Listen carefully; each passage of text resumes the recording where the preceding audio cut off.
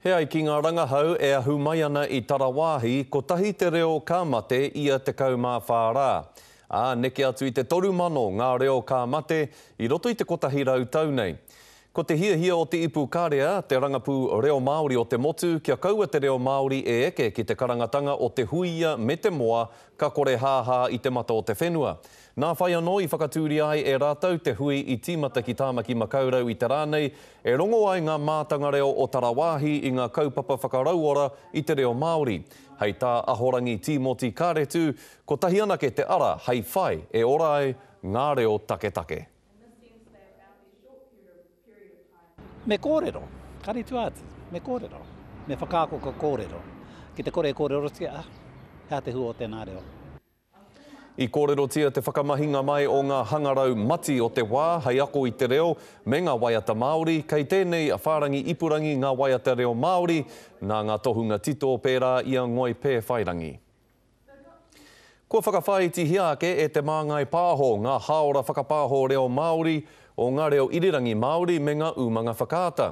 Ko te ngako o tēnei whakatau ārātau kia piki ake te kounga o te reo. Engari ai rānei, ka whai hua. E te iwi ngā mihi tonu rā kia koutou katoa e whakarongo mai nā I tēnei. Iti te kupu nui te kounga, nui te kupu, iti te kounga rānei. Koinei te pātai I tukuna kia Willie Jackson, kaipa pāho Māori. Ko ware rātau te ahu o te reo, te wairu o te reo, te nako o te reo. Ko eira te me nui kia hau.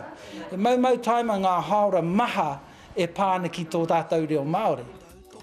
E pono ana ngā kōrero a John Bashara tumu whakarai mo te māngai pāho. He pai ke atu te utu I ngā hōtaka e kounga ana te reo I ngā kaupapa tautau hea reo ki Hirānei.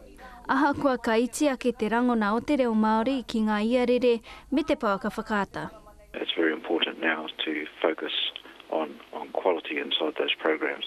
So that's going to be what our main focus will be in the next 12 to 18 months. Tata ana ki te whārau mano tāra ka hoatu ki ngā teihana reo irirangi āiwi e te māngai pāho. Engari e mea ana a Willie Jackson, ka hore tonu ngā hōtaka Māori, e eke ana ki te taumata teitei. E tika ana kia aro nui I rongi te reo, mā tērā hei whakapakari tō tātou reo, hei whakapakari te whakapāho tō tātou reo Māori.